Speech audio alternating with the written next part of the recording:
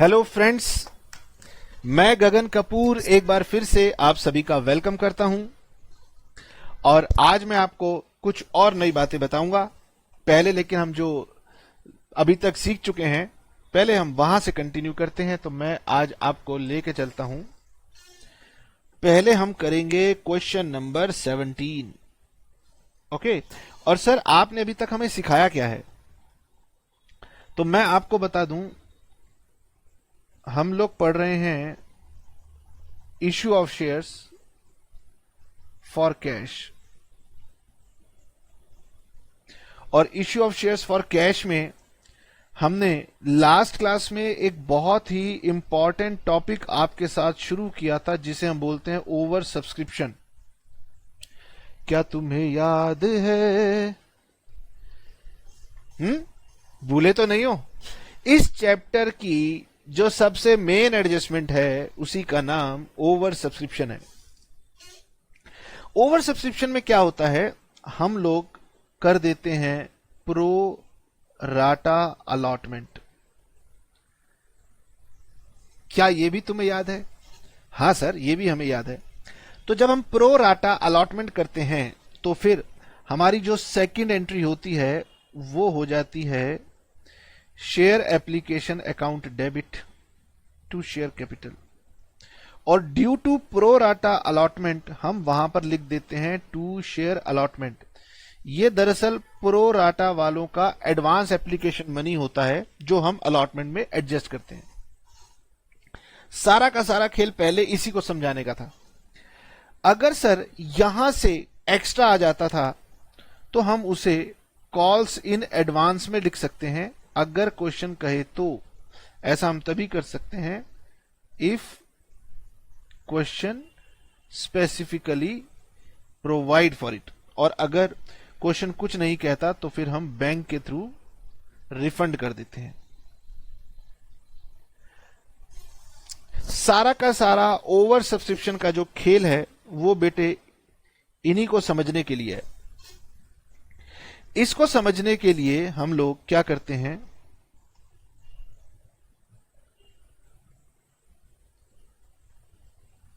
Sorry, इसको करने के लिए हमें कुछ कैलकुलेशंस करनी पड़ती हैं, और उस कैलकुलेशन को समझने के लिए मैंने आपसे कहा था कि आप लोग ना एक टेबल बनाएंगे। अब ये टेबल मैंने कहा था जैसे बुक बनाएगी वैसे हम नहीं बनाएंगे, हमारे टेबल बनाने का तरीका अपना होगा। सबसे पहले आपको इसके लिए लेना होगा शेयर्स अप्लाइड, उसमें से माइनस करना होगा शेयर्स अलॉटेड। ये बताओ क्या तुम्हें मेरी बात समझ में आ रही है? सर के ऊपर तो नहीं जा रही? सर अगर हमने प्रैक्टिस नहीं की है तो ही सर से ऊपर जाएगी, हमने प्रैक्टिस किया है, हमें अपने जैसा मत समझिए। तो जब अप्लाई ज्यादा करेंगे और अलॉट कम होंगे तभी तो ओवर सब्सक्रिप्शन की बात आएगी। क्या मतलब होता था ओवर सब्सक्रिप्शन का? कि जब नंबर ऑफ शेयर्स ज्यादा होते हैं, अप्लाइड ज्यादा होते हैं, तो इसकी वजह से हमारे पास एक्स्ट्रा एप्लीकेशंस आ जाती हैं। ठीक है, इस एक्स्ट्रा एप्लीकेशन की वजह से हमारे पास जब हम इसको एप्लीकेशन मनी पर शेयर से मल्टीप्लाई करेंगे तो हमारे पास आ जाता है इनका एडवांस।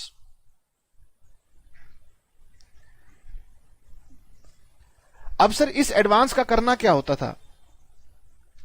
ओवर सब्सक्रिप्शन में जब भी प्रो राटा अलॉटमेंट होती थी तो प्रो राटा अलॉटमेंट कहती थी कपूर साहब मान लीजिए किसी पर्सन ने 1000 शेयर्स के लिए अप्लाई कर दिया। हमने कहा ठीक है, और हमने उसको 600 शेयर्स अलॉट कर दिए। तो बेसिकली इसने 400 शेयर्स पर एप्लीकेशन मनी कंपनी को एक्स्ट्रा दे दिया, जिसे मैं एडवांस का नाम दे रहा हूं। अब कंपनी कहती थी कि भाई ये एडवांस हम तुम्हें रिफंड नहीं करेंगे क्योंकि हमने आपसे अलॉटमेंट लेनी है। बोलो ना, अलॉटमेंट लेनी है ना, तो अलॉटमेंट में इसको एडजस्ट कर लेंगे। तो यानी इस एडवांस को हम अलॉटमेंट ड्यू के साथ कंपेयर करते थे। इसको हम कंपेयर करते थे विद अलॉटमेंट ड्यू। अब हो सकता है कि आपके पास ये जो एडवांस है, फॉर एग्जाम्पल ये आपके पास आ जाए 60,000। बोलो ना, एडवांस आ गया 60,000, और मेरी अलॉटमेंट जो ड्यू बनती है वो बनती है लेट अस सपोज 75,000। तो इसका मतलब समझिए, इसका मतलब कंपनी कह रही है आपके 60,000 तो आ गए, अलॉटमेंट बनती है 75,000, तो ये 60,000 रुपीज हम आपका यहां पर प्रो राटा के नाम से रख लेते हैं, और बाकी जो बैलेंस 15,000 है वो आप हमें अलॉटमेंट पर दे देना। अगर आपको ये बात समझ में आई ठीक है, नहीं समझ में आई तो फिर क्वेश्चन करेंगे, दोबारा बात बताएंगे। भाई मैंने किसी से 75,000 लेने हैं और मैं उसको बोल रहा हूं हेलो तुम्हारे 60,000 एडवांस आ गए थे, मैंने रख लिए हैं, अगली बार तुम केवल 15,000 दे देना। तो यहां पर एडवांस को रखने की बात हो रही है कि एडवांस कितना रखूंगा, 60 रखूंगा। यह समझाना चाहता हूं कि 60 का एडवांस रखूंगा। सर अगर ऐसा हो जाए, कैसा हो जाए, ऐसा हो जाए, कैसा हो जाए, बोलो ना सर। अगर आपके पास मतलब कंपनी के पास एडवांस में आ जाए 60,000 रुपीज और अलॉटमेंट उसकी बनती हो केवल 50,000 रुपए की, फिर क्या करोगे? अब सर मैं कह रहा हूं हेलो, हाँ हाँ बोलो, सुन रहा हूं सुन रहा हूं। मैंने कहा भाई तुम्हारे 60,000 रुपए एडवांस आ गए हैं। कह रहे हाँ ठीक है। मैंने कहा भाई ऐसा है अलॉटमेंट जो है ना तुम्हारी उसमें एडजस्ट कर लेंगे। वो कह रहा है सुन सुन इधर आ, अलॉटमेंट मेरी कितनी है तुझे पता है? मैंने कहा हाँ 50,000, और एडवांस कितना आ गया 60। तो कह रहा है अब क्या करेगा? मैंने कहा भाई अब मैं 50 रखूंगा, यानी अब की बार मैं 50 रखूंगा। वो कहेगा मेरा बैलेंस आ गया अभी भी 10,000 रुपए, क्या करेगा इसका? यानी कि मैं ये बताना चाहता हूं कभी आपके पास एडवांस होगा अलॉटमेंट के मनी से कम, कभी आपके पास एडवांस होगा अलॉटमेंट मनी से ज्यादा। हाँ तो हमने समझना है कि हम कितना एडजस्ट कर पाएंगे। समझ गए सर? अगर एडवांस ज्यादा है, अलॉटमेंट से भी ज्यादा है, तो फिर उसका क्या करोगे? तो हमारे पास, मैंने आपको लास्ट क्लास में बुक से रीड करवाया था, अगर क्वेश्चन आपको परमिट करे तो आप इसे कॉल्स इन एडवांस में ले जा सकते हैं। अगर क्वेश्चन परमिट करे तो हमारे क्वेश्चन में 10,000 रुपए कॉल इन एडवांस में चला जाएगा। अगर क्वेश्चन परमिट नहीं करता है तो ये बैंक के थ्रू रिफंड हो जाएगा। समझ में आया? यानी कि यही सारी बातें अब हम आपके साथ किया करेंगे। चलिए सर, आपकी बात हम कुछ कुछ समझ गए हैं, बाकी बातें जब क्वेश्चन आएगा तब हम करते जाएंगे। ये सब कुछ हम साफ कर देते हैं, ठीक है? मैंने कहा जी शेयर्स अप्लाइड कितने थे? ज्यादा थे। अलॉटेड कितने थे? कम थे। एक्स्ट्रा एप्लीकेशन आ गई, हाँ जी। इनटू एप्लीकेशन मनी पर शेयर क्वेश्चन ने बताया मेरा एडवांस आ गया। अब एडवांस में से हम चेक करेंगे कि हमारा अलॉटमेंट ड्यू कितना था। हो सकता है एडवांस कम हो, अलॉटमेंट ड्यू ज्यादा हो, तो क्वेश्चन बहुत सिंपल है। लेकिन सर अगर हमारा अलॉटमेंट ड्यू कम है और एडवांस ज्यादा है तो परेशानी हो जाएगी। तो मैंने आपको दो एग्जाम्पल लिख के दिए थे कि मान लीजिए आपका एडवांस है 60,000 और आपकी अलॉटमेंट बनती है 75,000। दूसरा, आपका एडवांस है 60,000 लेकिन आपकी अलॉटमेंट ड्यू बनती है 50,000। ठीक है? इन दोनों केसेस में जो आप अलॉटमेंट में एडजस्ट करोगे, केस नंबर 1 में क्योंकि आपके पास 60,000 एडवांस है तो ये सारा का सारा आप एडजस्ट कर लोगे, लेकिन पॉइंट नंबर 2 में आप केवल 50 एडजस्ट कर सकते हो। ओके? और यही समझने की बात है, ये रटने की बात नहीं है, इसको समझना पड़ेगा कि हम कितना एडजस्ट कर सकते हैं, और इसमें कॉमन सेंस की बात है। ठीक है सर। उसके बाद में जो हमारे पास बैलेंस आता है वो वाला बैलेंस या तो हम कॉल इन एडवांस में ले जाते हैं या फिर हम बैंक में ले जाते हैं। सारी ये वाली बातें हमने कर ली, ठीक है? ये लास्ट क्लास में हम कर चुके हैं। तो अब की बार सर हम क्या करेंगे? अब की बार हम आपके साथ क्वेश्चन करेंगे। 17 नंबर क्वेश्चन कर लेते हैं। Eastern company limited having authorised capital of ₹10 lakh divided into shares of ₹10 each. इसका मतलब नंबर ऑफ शेयर्स जो ऑथोराइज कैपिटल है उसमें नंबर ऑफ शेयर्स 1 लाख है। नंबर ऑफ शेयर्स आपके कितने हैं? 1 लाख। तो ध्यान से पढ़ना, कि क्वेश्चन में नंबर ऑफ शेयर्स दिए हैं या अमाउंट दिया है। अमाउंट दिया है तो नंबर ऑफ शेयर्स निकालना आना चाहिए। कैसे निकालते हैं? उसको हम शेयर की फेस वैल्यू से डिवाइड करते हैं। नाउ क्वेश्चन कह रहा है issued 50,000 shares at a premium of ₹3 पर शेयर। 1 लाख में से केवल 50,000 शेयर हमने इशू कर दिए। ओके, मैंने कहा चलिए क्वेश्चन नंबर 17 की बात करते हैं। क्वेश्चन नंबर 17 की, ठीक है। पहले हम फैक्ट्स को नोट कर लेते हैं। कंपनी ने एप्लीकेशंस कितनी इनवाइट की? जितने कंपनी शेयर इशू करना चाहती है उतनी ही तो कहेगी। कंपनी एक प्रोस्पेक्टस इशू करेगी, लिखेगी कि भैया हमारे पास इशू करने के लिए 50,000 शेयर्स हैं, ठीक है। और ये 10 रुपए का जो शेयर है ये इशू होगा एट अ प्रीमियम ऑफ 3 पर शेयर, यानी टोटल 13 रुपीज देने होंगे। एप्लीकेशन पे 3 रुपए, अलॉटमेंट पे प्रीमियम मिला के 5 रुपए, फर्स्ट कॉल पे 3 रुपए और बैलेंस व्हेन रिक्वायर्ड, यानी अभी नहीं मांग रहे, बाद में मांगेंगे, ठीक है। और कंपनी कह रही है कि भाई साहब एप्लीकेशन पर दे देना 3 रुपए, अलॉटमेंट पर दे देना 5 रुपए। मैंने कहा कि भाई साहब इसमें तो प्रीमियम भी था। उन्होंने कहा हाँ 3 रुपए का प्रीमियम था। तो यानी अलॉटमेंट में शेयर के नाम का कितना पैसा मांगा जाएगा? वेरी गुड, सबने लिखना शुरू कर दिया कि सर ये भी कोई पूछने की बात है। 2 रुपए। उसके बाद क्वेश्चन कह रहा था कि फर्स्ट कॉल में लेने हैं 3 रुपए, ठीक है। और फिर सेकंड कॉल या बैलेंस जब हमारी इच्छा होगी हम तब मांगेंगे। हमने कहा चलो ठीक है कोई बात नहीं, मांग लेना, जब इच्छा हो तब मांग लेना। फिर क्वेश्चन कह रहा है कपूर साहब एप्लीकेशन हमें रिसीव होती है 60,000 शेयर्स के लिए और डायरेक्टर जो है अलॉटमेंट कर रहे हैं ऐसे। तो मैंने कहा लो जी एप्लीकेशन रिसीव हो गई हमें 60,000, इसी का नाम होता है ओवर सब्सक्रिप्शन। कहते हैं कि इसमें से कुछ लोगों को हमने पूरे के पूरे शेयर इशू कर दिए। 40,000 एप्लीकेशन थी तो 40,000 शेयर इशू कर दिए। ओके, 15,000 एप्लीकेशन जो थी उनको हमने 2,000 शेयर इशू कर दिए।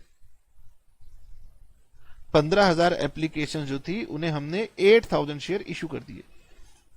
मुझे लगा कि मैं 2,000 बोल गया, पता नहीं। खैर 15,000 एप्लीकेशंस को 8,000 शेयर दे दिए और एप्लीकेंट्स फॉर 5,000 शेयर्स को हमने 2,000 शेयर लॉट कर दिए। अच्छा नीचे 2,000 भी था, ठीक है। Excess money being returned. अब देखिए बेटे, मेरे साथ साथ सभी बच्चे बात को समझना। जब हम पूरे के पूरे शेयर इशू कर दें तो इसको हम बोलते हैं फुल अलॉटमेंट। फिर उसके बाद क्वेश्चन कह रहा है कि हमने 15,000 एप्लीकेंट्स को 8,000 शेयर्स अलॉट किए, इसे हम बोलते हैं प्रो राटा अलॉटमेंट। और फिर क्वेश्चन कह रहा है कि हमने 5,000 शेयर्स को 2,000 शेयर्स इशू कर दिए, तो ये भी मेरी प्रो राटा अलॉटमेंट है। तो मैंने कहा भाई चाहे 2 प्रो राटा बनाओ चाहे 20 बनाओ, मुझे क्या फर्क पड़ता है? मुझे कोई फर्क नहीं पड़ता, क्योंकि प्रो राटा अलॉटमेंट का एडजस्टमेंट कैसे करते हैं वो मैं आपको बता चुका हूं। फिर भी टीचर ना रटवा देते हैं, क्वेश्चंस को रट लो, इसको नाम दे दो डबल प्रो राटा। मैंने कहा लो दे दो भाई, अगर तुम्हें नाम देने से चीजें रटती हैं तो बहुत अच्छी बात है, रट लो, डबल प्रो राटा कह दो। कई बार वो कहते हैं double premium, double pro rata, ठीक है। फिर क्वेश्चन एक बहुत बढ़िया बात कहता है कपूर साहब जितना अमाउंट ड्यू था ना अलॉटमेंट पे सब मिल गया। इस लाइन ने मुझे खुश कर दिया, क्योंकि अगर ये लाइन नहीं लिखी होती तो क्वेश्चन में एक एडजस्टमेंट बढ़ जाती, और मैं चाहता था कि पहले मैं आपको पुराना वाला रिवाइज कराऊं फिर नई एडजस्टमेंट सिखाऊं, तो मेरा मन खुश हो गया। फिर क्वेश्चन कहता है हमने फर्स्ट कॉल मांगी लेकिन हमें 100 शेयर पर मनी नहीं मिला। चलो हमने कहा इस पॉइंट को हम हैंडल कर लेंगे, ये कोई बहुत बड़ी बात नहीं है। क्वेश्चन कहता है कपूर साहब एक तो जर्नल एंट्री दे दो। मैंने कहा लो हम हर बार देते हैं जर्नल एंट्री, लेकिन एक नई बात बुक कर गई, कहता है कि भाई साहब कैश बुक बनाओ। यानी कि क्वेश्चन आपसे कह रहा है एक तो जर्नल बनाओ और एक कैश बुक बनाओ, यानी कि इस क्वेश्चन में मैं आपको कैश बुक की बात सिखा देता हूं। फिर क्वेश्चन कह रहा है कि भाई कपूर साहब इन ट्रांजैक्शंस को करने के बाद में आप ना बैलेंस शीट भी बनाना। तो मैंने कहा फिर बहुत लंबा हो जाएगा, बैलेंस शीट को छोड़ देते हैं। तो मैं आगे बढ़ता हूं और मैं यहां पर आपके साथ डिस्कस करूंगा कंसेप्ट को। तो मैं यहां पे हेडिंग डाल दूं पहले, when cash book is required in the question. ठीक है। अब सर जब क्वेश्चन कैश बुक को मांग लेता है तो थोड़ी सी ना दिक्कत हो जाती है। कंसेप्ट क्या कहता है? कंसेप्ट कहता है कि आपके अगर 11th क्लास में मैं जाऊं, वहां से आप हो के आए हो, क्या आप मुझे जर्नल के काइंड्स याद करा सकते हो? जर्नल के काइंड्स कौन कौन से होते थे? छोड़ो जी छोड़ो, आपसे क्या उम्मीद करूं, भूल गए आप तो 11th क्लास को। Cash book is also a kind of journal. तो कैश बुक भी जर्नल है और आपका जो जर्नल है वो भी जर्नल है, लेकिन अब इसका नाम हम रख देते थे जर्नल प्रॉपर। इसका मतलब जो कैश बुक वाली जर्नल एंट्रीज हैं वो जाएंगी कैश बुक में, और जो नॉन कैश एंट्रीज हैं वो जाएंगी जर्नल प्रॉपर में। अब जो हमारा जर्नल होता था, जर्नल प्रॉपर जिसे हम बोलते हैं, ये तो इस तरीके से बनता था, डेबिट, क्रेडिट और पर्टिकुलर्स। लेकिन हमारी कैश बुक अगर आपको याद हो तो वो लेजर के अकाउंट के तरीके से बनती है। यहां पर अमाउंट, यहां पर अमाउंट, यहां पर पर्टिकुलर्स, यहां पर पर्टिकुलर्स। यानी जो हमारी कैश बुक होती है वो दो काम करती है, वो जर्नल का काम भी करती है और वो लेजर का काम भी करती है। अगर आपको मेरी बात भूल गई तो फिर आप 11th क्लास की बुक खोल के देख लेना, अगर आपने संभाल के रखी हुई है तो सर हमने करना क्या है? अगर क्वेश्चन आपसे कैश बुक मांग रहा है तो आपने कैश बुक बनानी है और जर्नल भी बनाना है। जितनी भी कैश की ट्रांजैक्शंस होंगी, जितनी भी कैश की ट्रांजैक्शंस होंगी वो आपके जर्नल में जाएंगी। तो मैं एक काम करता हूं ना, मैं यहां पर लिख देता हूं जितनी भी आपकी बैंक की एंट्रीज होंगी, ठीक है ना, वो आपकी कैश बुक में जाएंगी। यानी इसका जो नाम हो जाएगा वो हो जाएगा bank column cash book. Bank column cash book. अब ये काम कैसे किया जाएगा तो चलिए मैं आपको समझाता हूं। ठीक है सर, तो सबसे पहली एंट्री मुझे बताइए क्या होगी? Question number 17। वापिस से लिखता हूं क्वेश्चन नंबर 17 और मैं यहां पर बनाता हूं कैश बुक, ब्रैकेट में लिख देता हूं बैंक कॉलम। ओके, नाउ इतना बहुत है कैश बुक के लिए, इतना बहुत है। और यहां पे लिख देता हूं जर्नल,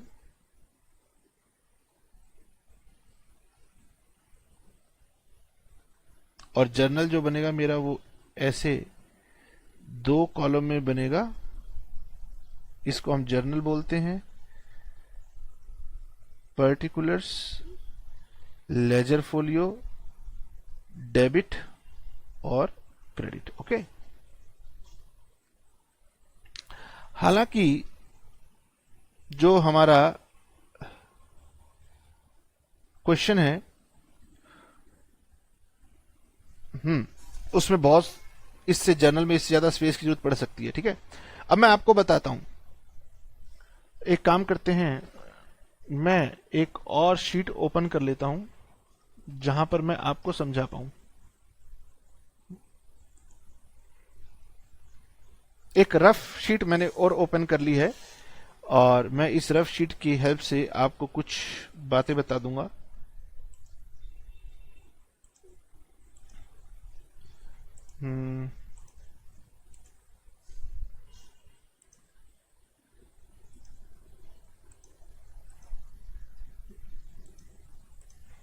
चलिए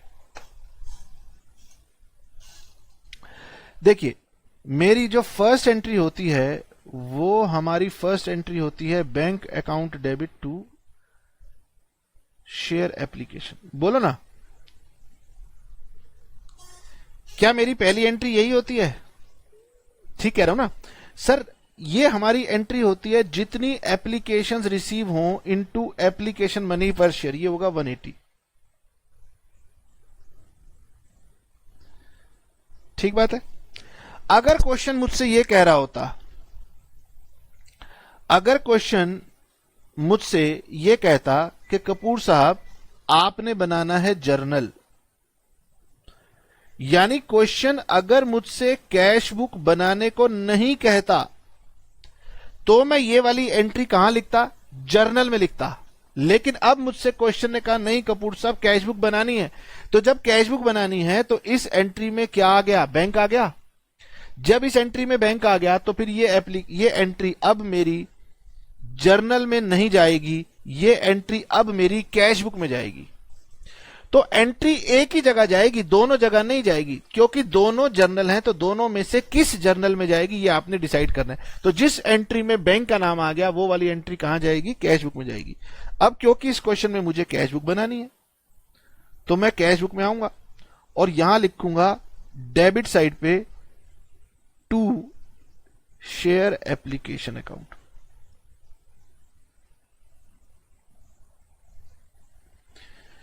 ये देखिए, मुझे बताइए क्या आपको मेरी ये एंट्री समझ में आई? बोलिए जल्दी से। सर एंट्री तो हमें पहले से ही पता थी, हमें बस ये पता लग गया कि जब भी कभी ऐसी एंट्री की बात होगी तो हम इसे कैश बुक के अंदर लिखेंगे। ठीक है ना? मैंने कहा चलिए यही तो आपको समझाना था कि अगर आपसे क्वेश्चन कैश बुक मांग रहा है तो जो पहली एंट्री है बैंक टू शेयर एप्लीकेशन वो जर्नल में ना जाके कैश बुक में चली जाएगी। ठीक है सर जी, आगे बात करते हैं। हमारी दूसरी एंट्री होती थी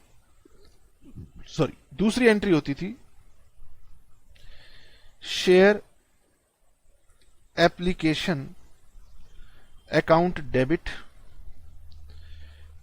to share capital to share allotment.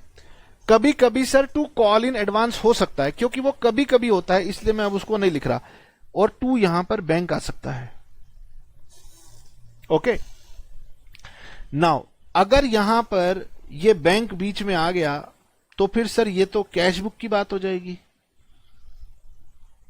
लेकिन ये दोनों, ये जर्नल की बात हो जाएगी। ये दोनों एंट्री आपको दिक्कत में डालेगी। यानी जब भी क्वेश्चन आपसे कैश बुक मांगेगा और आपकी सेकंड एंट्री अगर ऐसी बनी तो आपको दिक्कत में डालेगी। ठीक है सर, तो आप हमें डरा रहे हो? बिल्कुल भी नहीं डरा रहा। मैं कौन होता हूं भला कि मैं आपको डरा सकूं? हाँ जी ठीक है। अब पहले हम इस एंट्री को डालने से पहले हम बनाएंगे अपनी छोटी सी कैलकुलेशन। हमारी कैलकुलेशन क्या थी ये बताओ सर? हमारी कैलकुलेशन थी, पहले देखो शेयर्स अप्लाइड कितने हैं, फिर देखो शेयर्स अलॉटेड कितने हैं।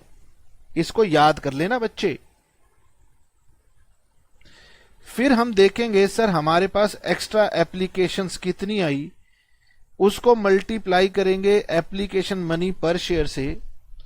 हमारे पास आ जाएगा एडवांस जो कि हमें रिसीव हुआ at the time of application. ठीक है, आपको एडवांस कितना रिसीव हुआ, फिर मैं देखूंगा कि हमारी अलॉटमेंट कितनी ड्यू बनती है। अलॉटमेंट ड्यू बनेगी जितने शेयर अलॉट होंगे इनटू अलॉटमेंट मनी। पहले मैं यहां तक पहुंच जाऊं फिर मैं आगे चलूंगा। हमारा क्वेश्चन कह रहा था कपूर साहब दरअसल हमारे पास तीन कैटेगरी हैं। हमारे पास तीन कैटेगरी हैं। पहली कैटेगरी है फुल, जिसमें जितनी एप्लीकेशन उतने शेयर। दूसरी कैटेगरी है प्रोराटा और तीसरी कैटेगरी का नाम भी था प्रोराटा। यानी मेरे पास दो दो प्रोराटा थी। हां सर, हमारे पास दरअसल दो दो प्रोराटा थी। बिल्कुल ठीक बात कह रहे हो आप। लो जी, ठीक है। तो पहली कैटेगरी में 40,000 एप्लीकेंट्स को फुल मतलब 40,000 शेयर्स दे दिए। यानी इनकी एप्लीकेशंस थी मेरे पास 40,000, मैंने इन्हें शेयर दे दिया 40,000, एक्स्ट्रा एप्लीकेशन है ही नहीं, एप्लीकेशन मनी था 3 रुपए, एडवांस है ही नहीं, अलॉटमेंट ड्यू देखने की जरूरत नहीं है। ठीक है, देखने की जरूरत नहीं है इसके अंदर। यानी कभी भी फुल कैटेगरी को सर चार्ट में क्यों बनाते हो? मैंने कहा बुक ने बनाया हो तो तुम्हें लगेगा कि सर आपने एक कॉलम बनाया नहीं। मैंने तुम्हें कहा था कि ये चार्ट केवल मेरा वर्किंग नोट होता है और इस वर्किंग नोट को बनाने की मेरे पास फ्रीडम होती है। ये कोई जर्नल एंट्री का पार्ट नहीं है, मेरी कैलकुलेशन का पार्ट है। ठीक है सर। दूसरी कैटेगरी कह रही थी कि एप्लीकेंट्स फॉर 15,000 शेयर्स, उनको अलॉटमेंट दी गई 8,000 शेयर्स। ये मेरे काम का है कि सर एप्लीकेशन आई 15,000, हमने शेयर दिए इन्हें 8,000, तो एक्स्ट्रा एप्लीकेशंस 7,000, एप्लीकेशन मनी 3 रुपए का था। ठीक है, तो मेरे पास एडवांस रिसीव हो गया 21,000। ओके, क्वेश्चन कह रहा था कपूर साहब, मैंने कहा बोलो। क्वेश्चन कह रहा था कि इनसे हमने जो अलॉटमेंट पे मनी लेना है वो 5 रुपीज लेना है। ठीक है, तो मुझे बताओ यहां पर मैं अलॉटमेंट ड्यू कितनी लिखूं? अब सभी बच्चे मेरी बात को ध्यान से सुनेंगे। कितने शेयर अलॉट हुए हैं? 8,000। 8,000 शेयर्स अलॉट हुए हैं और एक शेयर पर 5 रुपए का अलॉटमेंट मनी इनसे मांगा जाएगा। ठीक है, तो ये ऐसे बन करके आएगा मेरे पास कितना? 40,000।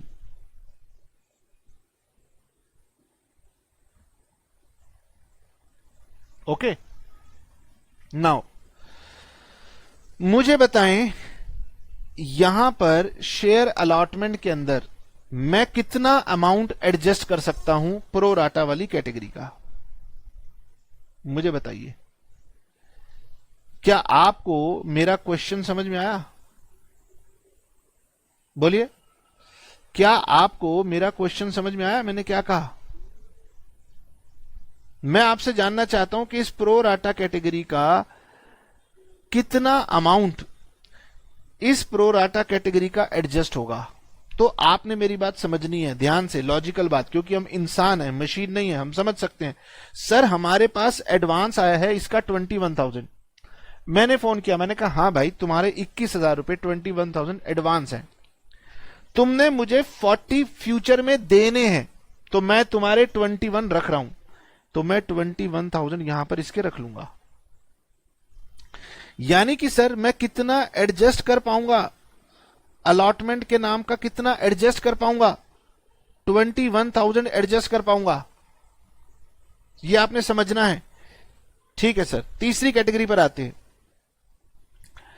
तीसरी कैटेगरी कह रही है कपूर साहब एप्लीकेंट्स थे 5,000 शेयर्स के, लेकिन हमने उनको शेयर दिए केवल 2,000 और फिर लिखा है एक्सेस मनी को ना रिटर्न कर देना। मैंने कहा ठीक है। नाउ अब सर इनके नंबर ऑफ शेयर्स थे, एप्लीकेशन 5,000, शेयर्स अलॉट किए 2,000, एक्स्ट्रा एप्लीकेशन आई 3,000 और 3 रुपीज के हिसाब से इनके आगे 9,000। अब मुझे बताइए इनकी अलॉटमेंट ड्यू कितनी है? सर जितने शेयर अलॉट किए गए हैं हर शेयर पर 5 रुपए। जितने शेयर अलॉट किए गए हैं हर शेयर पर 5 रुपए, कितना हो गया ये? 10,000। ठीक है,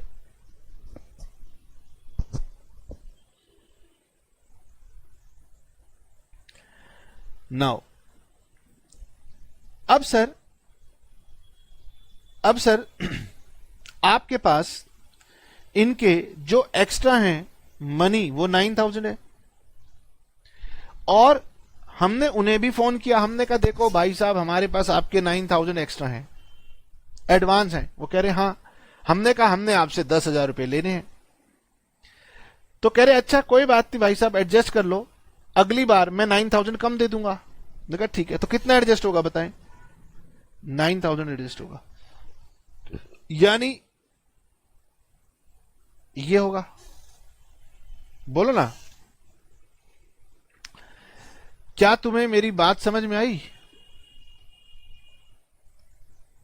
ठीक है सर, मुझे केवल आपसे एक छोटी सी बात जाननी थी कि मुझे बताएं कि यहां पर बैंक में कोई अमाउंट आया कि नहीं आया। तो सर यहां पर बैंक में कोई अमाउंट नहीं आया, तो मैं यहां से इसको डिलीट कर दूं, हटा दूं? हटा दिया। अब मुझे बताइए इस एंट्री के अंदर क्या कहीं पर कैश या बैंक दिख रहा है? नहीं दिख रहा। आपका दिमाग घूम रहा है कि सर अगर यहां पर बैंक होता तो क्या होता। मैंने कहा बच्चे सुन मेरी बात, जबरदस्ती क्यों मुसीबत में ओखली में सर डालता है? अभी तो नहीं है ना, तो अभी के लिए भूल जा। और अभी के लिए मुझे एक बात बता कि ये जो तेरी एंट्री है ये कैश की एंट्री है या नॉन कैश की एंट्री है? सर ये नॉन कैश एंट्री बन गई। जानता है इसमें अमाउंट आएगा, यहां पर आएगा 1,80,000, यहां पर आएगा सर 50,000 शेयर्स अलॉट किए हैं जिनके 3 रुपए चले जाएंगे कैपिटल में 150, और यहां पर आ जाएगा कितना 30। और ये एंट्री बन गई सर नॉन कैश, मतलब नॉन बैंक, और जो चीज नॉन बैंक की होगी वो आपके जर्नल में चली जाएगी। इसका मतलब मैं यहां आऊंगा, नीचे आऊंगा और इस जर्नल के साथ में लिखूंगा कि ये अब मेरा हो गया जर्नल प्रॉपर, और मैं यहां पर एंट्री लिखूंगा share application account debit to share capital to share allotment. ठीक है, शेयर एप्लीकेशन आएगा 180, ये आएगा 150 और ये आएगा 30, और इस 30 के लिए ही आपको चाहिए होगी मुझे टेबल समझानी पड़ेगी, और वो टेबल मैंने आपको बता दी। ठीक है, आपने उसको रट लेना है। ठीक है सर, हमने इसको रट लेना है। और ये टेबल का फॉर्मेट सब लोग अपने अपने तरीके से बनाएंगे। कुछ लोग इसे हॉरिजॉन्टली बना देंगे, मैंने इसको वर्टिकली बना दिया। ठीक है, तो आपको दिमाग नहीं लगाना सर मैं वहां समझूं, उनके कॉलम बनाऊं या आपके बनाऊं, तो आप मेरे तरीके से बनाने वाले हो। अब इस क्वेश्चन में एक प्रॉब्लम थी, मैं आपको बता देता हूं। इस क्वेश्चन में एक बात लिखी गई है थर्ड कैटेगरी के लिए कि सर 5,000 शेयर्स के जो एप्लीकेंट्स थे उन्हें 2,000 शेयर्स अलॉट करना, और यहां लिखा गया एक्सेस मनी बीइंग रिटर्न्ड। यहां देख सकते हैं एक्सेस मनी बीइंग रिटर्न्ड। कुछ बच्चों को लग सकता है कि सर इस कैटेगरी में जो आपके पास 9,000 रुपीज आए थे, जो 9,000 रुपीज आपके पास आए थे, क्वेश्चन कह रहा है उसको रिटर्न कर दो, तो मैं उसको रिटर्न करने वाला नहीं हूं। सर जब क्वेश्चन कह रहा है तो आप क्यों नहीं रिटर्न करोगे? आपको करना चाहिए, गलत बात है। ओके, तो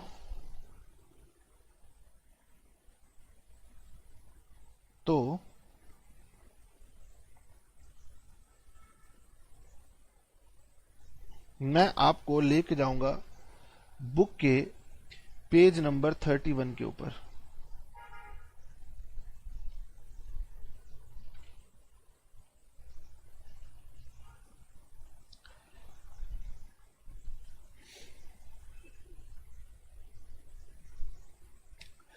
यहां पर मैं आपको दोबारा पढ़ाता हूं कि मैंने आपसे कहा था कि जब भी प्रो राटा अलॉटमेंट होगी तो हमारा इशू क्या होगा। बुक कहती है हमारा इशू होगा एक्सेस मनी जो आपको रिसीव हुआ एप्लीकेशन पर, उसका क्या किया जाए।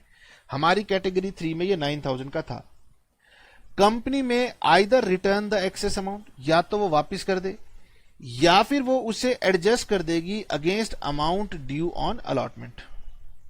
ठीक है, if terms of issue of shares permit, अगर आपके इशू के टर्म्स परमिट करते हैं तो आप एक्सेस एप्लीकेशन मनी को कॉल में भी एडजस्ट कर सकते हैं। फिर क्वेश्चन ने कहा कि देखिए क्या ट्रीटमेंट होगा सरप्लस एप्लीकेशन मनी का प्रो राटा के ऊपर। हमने कहा जी क्या होगा।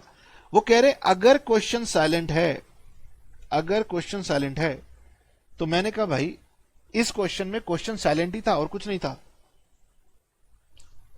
अचानक से भाग गया, कह रहा है भाई मैं तुम्हारी बात क्यों सुनूं। तो हमारे पॉइंट नंबर 2 में हमने देखा क्वेश्चन साइलेंट था। तो जब भी क्वेश्चन साइलेंट हो, हम लोग क्या करते हैं, एक्सेस एप्लीकेशन मनी को अलॉटमेंट में जाके एडजस्ट कर देते हैं। ये रूल होता है। अब पॉइंट नंबर 3 में वो ये कह रहा है कि एक्सेस मनी को आपको रिटर्न करना है। तो बच्चों को लगेगा कि सर वो अलॉटमेंट वाले मनी को 9000 को रिटर्न करने को कह रहा है। नहीं बेटे नहीं, अगर अलॉटमेंट से ओवर एंड अबव एडवांस होता तो ही मैं रिटर्न करूंगा, उसके बिना मैं रिटर्न नहीं करूंगा। ये रूल है। हम एक्सेस एप्लीकेशन मनी को रिटर्न नहीं करते, अपने पास रिटेन करते हैं। अलॉटमेंट के बियॉन्ड का एक्सेस होता है तो ही हम रिटर्न करते हैं। अब कुछ लोग इस बात से इत्तेफाक रखें या ना रखें, मुझे इससे मतलब नहीं है। Page number 113।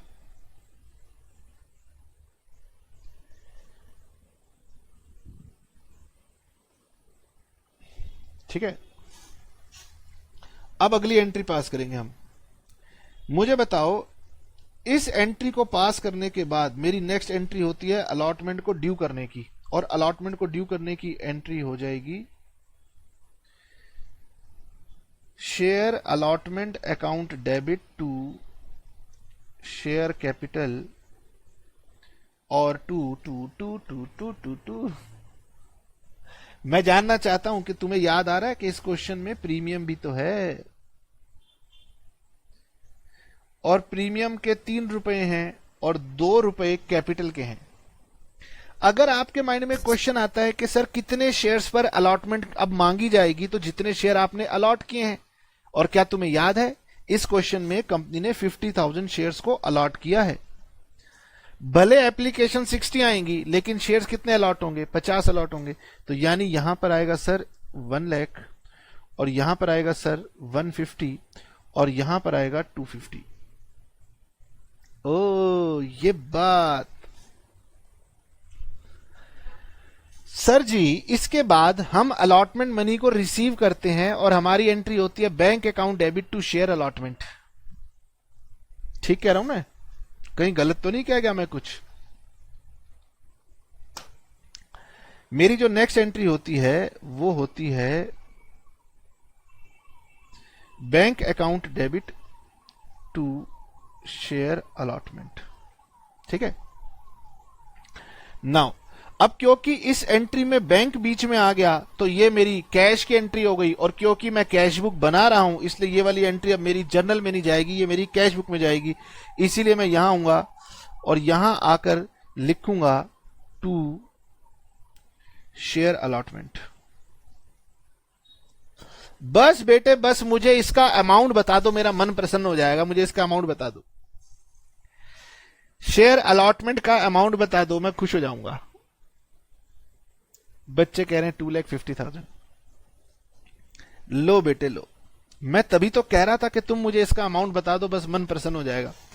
मैंने लोगों से यह कहा था, जब उनका मेरे पास एडवांस आया था, मैंने कह दिया था, मैंने कहा भाई साहब ये आपके 21,000 रुपए मैं रख रहा हूं, आप ना अलॉटमेंट में इतने पैसे मुझे कम दे देना। मैं आपके 9,000 रख रहा हूं, ये पैसे मुझे आप अलॉटमेंट में कम दे देना।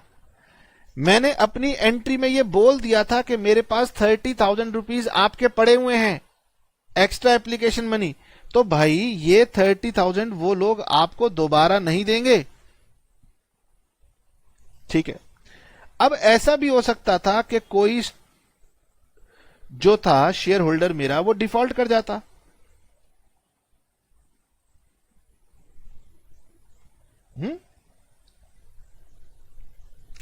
ऐसा भी तो हो सकता था कि कोई शेयर होल्डर मेरा डिफॉल्ट कर जाता।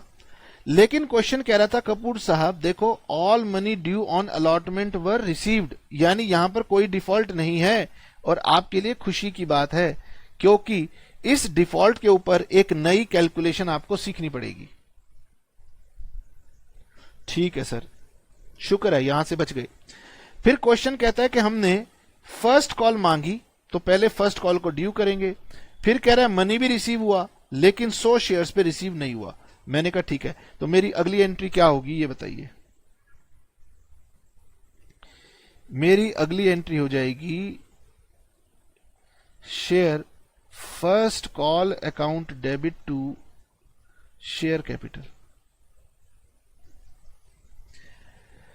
अब सर ये मेरे पास कुल मिला के 50,000 शेयर्स थे और मैंने उनसे 3 रुपए की कॉल लेनी है, तो ये हो गया 1,50,000 1,50,000।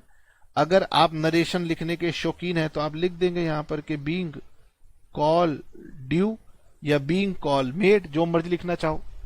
इसके बाद हमारी नेक्स्ट एंट्री होगी bank account debit to share first call account. तो फर्स्ट कॉल में मेरे पास 1,50,000 रुपीज आना था। एडवांस मेरे पास इस क्वेश्चन में था नहीं, कोई भी कॉल का एडवांस एप्लीकेशन पे था नहीं, लेकिन डिफॉल्ट मेरे पास हुआ था 100 शेयर्स पर इसके मनी को रिसीव नहीं हुआ था, तो ये हो गया 1,49,700। बस खत्म। ठीक है, अब ये मैं इसको टोटल कर लेता हूं, ये कितना आ गया, ये हो गया 1,80,000 प्लस 2,20,000 प्लस 1,49,700, ये हो गया 5,49,700। और इसको मैं यहां दिखा दूंगा बैलेंस कैरिड डाउन 5,49,700। अब क्वेश्चन कह रहा था जी कपूर साहब आप ना बैलेंस शीट भी बनाना, तो मैंने कहा भाई बैलेंस शीट मुझसे मत बनवाओ। वो कह रहे नहीं कपूर साहब थोड़ी थोड़ी बनाते जाओ, फिर बच्चों को बात समझ में आ जाएगी। मैंने कहा चलो, सबसे पहले यहां पर हेडिंग आती है इक्विटी एंड लाइबिलिटीज।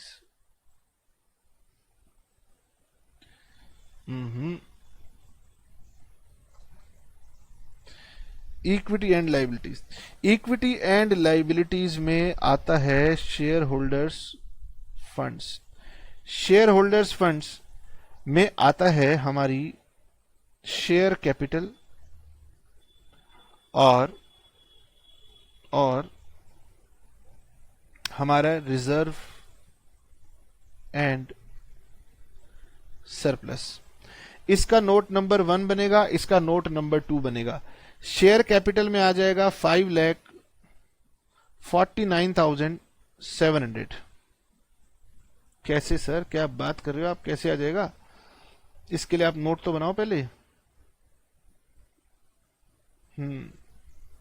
इसके लिए हमें बनाने पड़ेंगे नोट्स। जब नोट्स बनाएंगे तो नोट्स नंबर 1 बनाएंगे शेयर कैपिटल का, नोट नंबर 1 बनाएंगे शेयर कैपिटल का, और यहां पर आएगी मेरी ऑथोराइज्ड कैपिटल।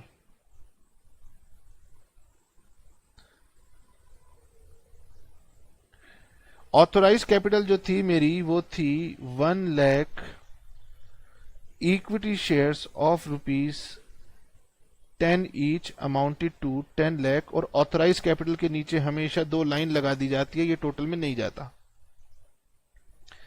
फिर आएगी इशूड कैपिटल। इशूड कैपिटल थी 50,000 इक्विटी शेयर्स ऑफ ₹10 ईच, ये आएगी मेरे पास 5 लाख। इसके नीचे भी लाइन लगा देंगे। फिर आएगी मेरी सब्सक्राइब्ड कैपिटल। तो क्योंकि मैंने शेयर अभी तक फुल्ली कॉल्ड अप नहीं किए, तो मैं यहां लिखूंगा subscribed but not fully paid up. Subscribe but not fully paid up, क्योंकि अभी उसके ऊपर बैलेंस बाकी है। तो यहां लिखूंगा मैं 50,000 शेयर्स ऑफ ₹10 ईच। कितना कॉल किया हुआ था आपने? आपने कॉल किया हुआ है 3 रुपए, इसमें कैपिटल के 2 रुपए और इसमें 3 रुपए, यानी यहां लिखूंगा ₹8। 50,000 shares of 10 each, ₹8 called up, तो ये हो जाएगा 4 लाख रुपए। और इसमें से लेस करके दिखाऊंगा मेरे कॉल्स इन एरियर्स में है। फर्स्ट कॉल का 300 रुपीज कॉल्स इन एरियर्स में है, तो ये आएगा 3,99,700। ये मेरा टोटल में आ जाएगा 399,700, यहां पर आ जाएगा 3,99,700। रिजर्व एंड सरप्लस के अंदर मेरे पास सिक्योरिटीज प्रीमियम है, और जानते हो सिक्योरिटीज प्रीमियम कितना है? 50,000 शेयर्स पर 3 रुपए का सिक्योरिटीज प्रीमियम है, यह आएगा 1,50,000। अब इसका चाहो तो नोट नंबर 2 बना सकते हो, तो ये मेरे लाइबिलिटीज का टोटल हो जाएगा 9 and 5 14, 5,49,700। फिर यहां पर मैं एसेट्स बनाऊंगा। अब एसेट्स मैंने आपको सिखाए नहीं है, नॉन करंट होते हैं, करंट होते हैं। तो करंट एसेट में मेरे पास बैंक का बैलेंस है 5,49,700, ठीक है। तो बैलेंस शीट का कुछ हिस्सा मैंने अभी आपको बता दिया, डिटेल में चर्चा बाद में होगी। अब सर इसी में सारा का सारा समय आपका निकल गया है, तो अब निकल गया है तो फिर मैं जाते जाते कुछ नया तो कराना चाहता हूं। कैसे कराओगे? टाइम नहीं है। मैंने कहा कोई बात नहीं, टाइम निकाल लेंगे हम। तो बेटे जाते जाते अब मैं आपके साथ कोई छोटी सी एक कैलकुलेशन करता हूं। एग्जाम्पल,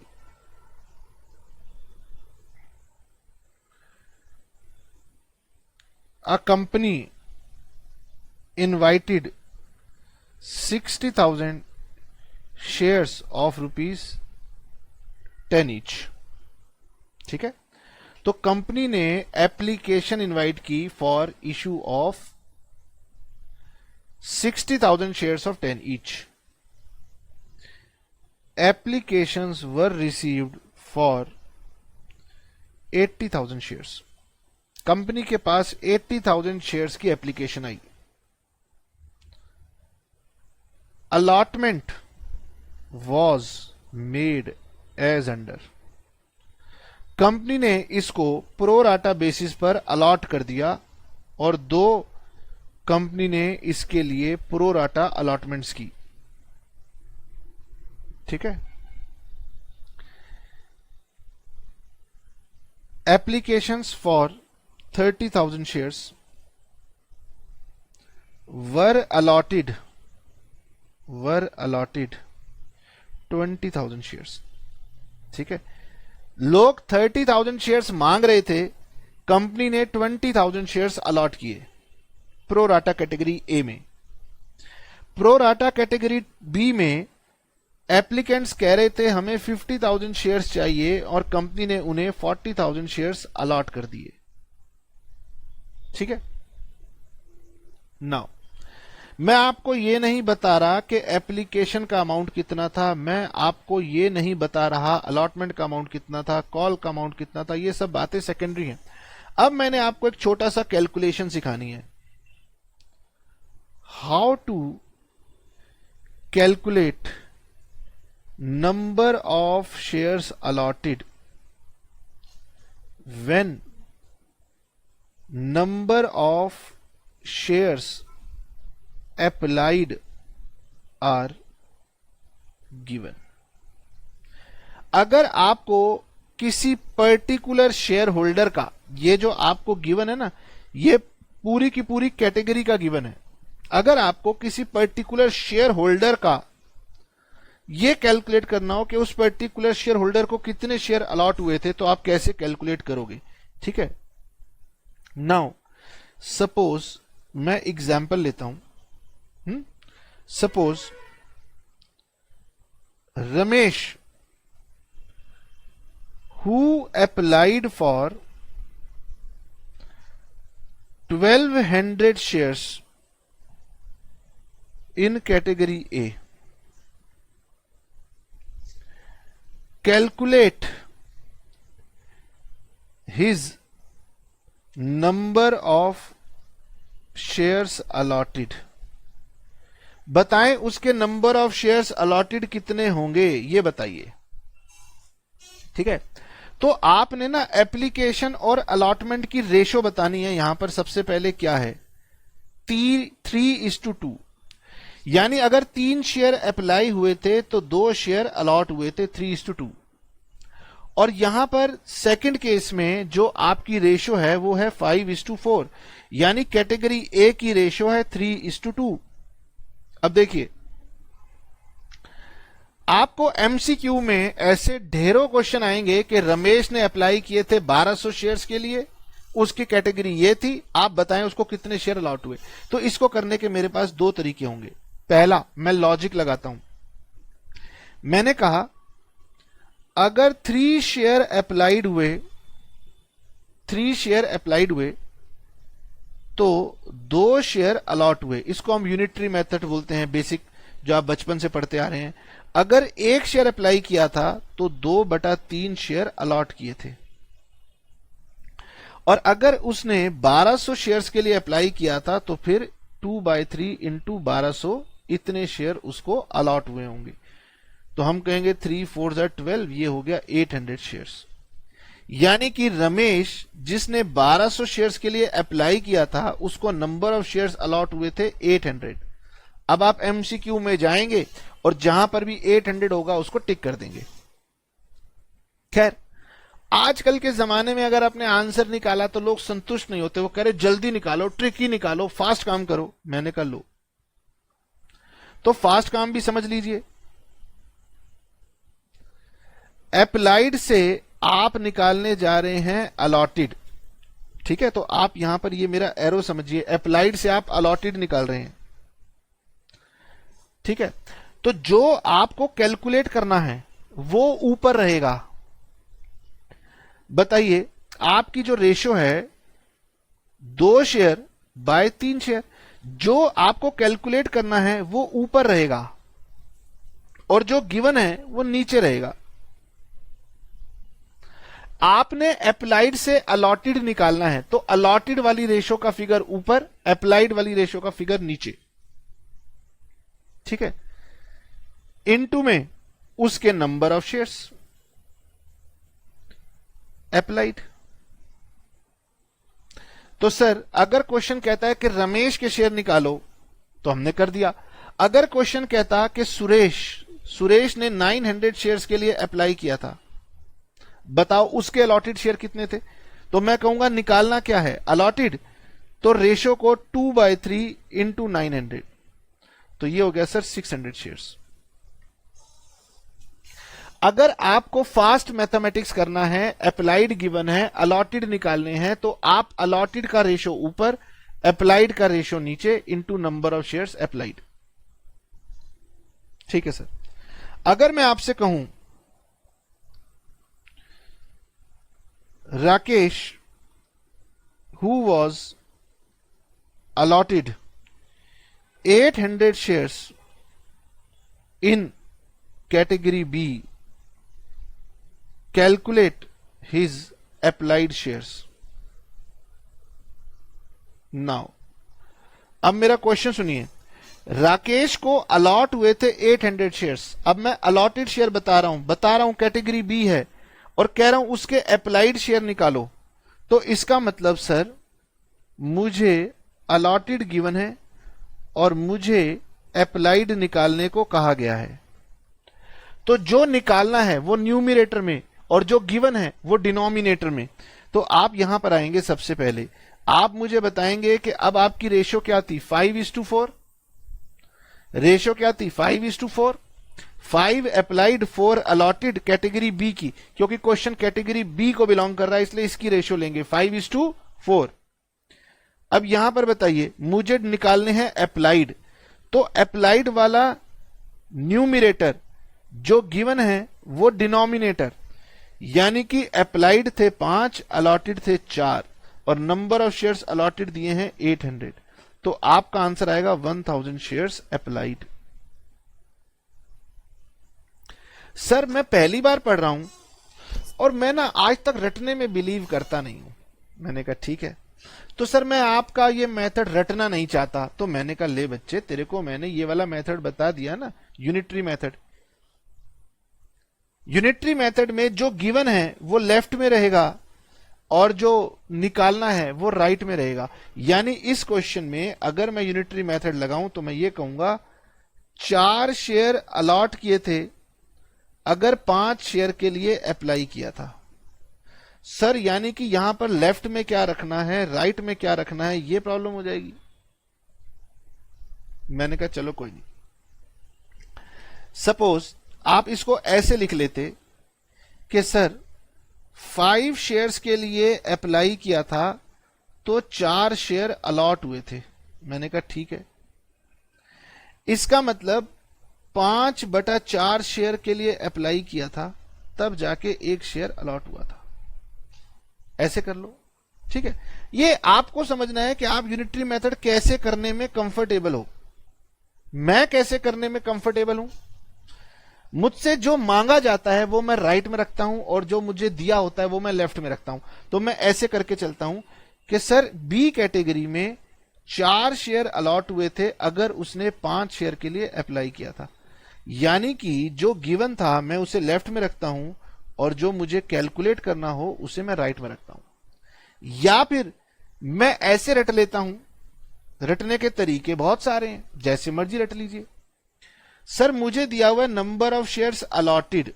मैंने कहा ठीक है, क्या निकालना है, नंबर ऑफ शेयर्स अप्लाइड। मुझे बताओ अप्लाइड आंसर ज्यादा आएगा या कम आएगा? आंसर ज्यादा आएगा, ठीक है। ज्यादा आएगा तो रेशो की बड़ी वाली फिगर ऊपर, छोटी वाली फिगर नीचे।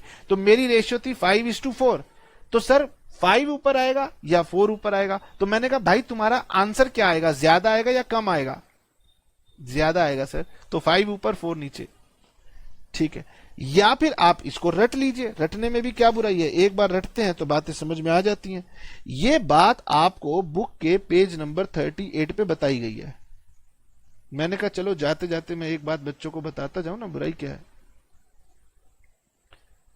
यहां आप देखिए, मैंने आपको दरअसल ये जो 2 बातें हैं कि जब number of shares allotted given हो तो नंबर ऑफ शेयर्स अप्लाइड कैसे निकालने हैं, और जब number of shares applied given हो तो नंबर ऑफ शेयर्स अलॉटेड कैसे निकालने हैं, ये बात मैंने आपको बताई है, ठीक है जी। इसी टेबल को यूज करके आप जो भी मैंने क्वेश्चन करवाए हैं वो करवा सकते हैं। इसका मतलब जब हम नेक्स्ट क्लास करेंगे तो उसमें अब ये वाली कैलकुलेशन ऐड करूंगा मैं क्वेश्चन में। तो धीरे धीरे स्टेप बाय स्टेप हम जाएंगे और जब हम अगला क्वेश्चन करेंगे तो उसमें पुरानी कैलकुलेशन प्लस नई कैलकुलेशन दोनों आएंगी। तो आज की क्लास में मैंने आपको कैश बुक क्लियर किया। अब नेक्स्ट क्लास में मैं आपको ये वाला पॉइंट दोबारा बताते हुए आगे कंटिन्यू करूंगा। चलिए tata bye bye, see you, next class में मिलेंगे।